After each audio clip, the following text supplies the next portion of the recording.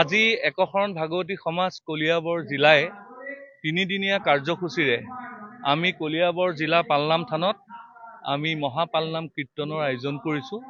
এই পালনাম কীৰ্তনৰ লগতে সংগতি ৰাখি আমি গত যি উচ্চ মাধ্যমিক পৰীক্ষা আৰু উচ্চতৰ মাধ্যমিক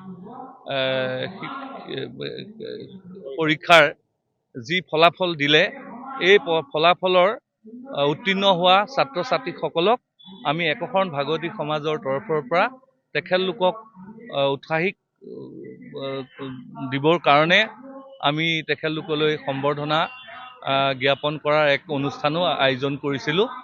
আৰু এই অনুৰোধ থাকিল যে এখন সমাজত এজন প্ৰতিষ্ঠিত মানৱ হ'বলৈ যাওঁতে আধ্যাত্মিক জ্ঞানৰ প্ৰয়োজন আছে আৰু আধ্যাত্মিক জ্ঞান যেতিয়ালৈকে নহ'ব তেতিয়ালৈকে এজন শিক্ষিত মানুহ এজন সমাজৰ প্ৰতিষ্ঠিত মানৱ হ'ব নোৱাৰে।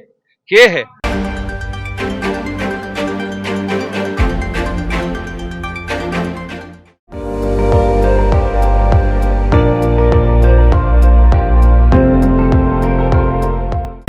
আপুনি চাই আছে ND24 সৰ্বশ্ৰেষ্ঠ নহয় সৰ্বোত্তমৰ দৌৰ।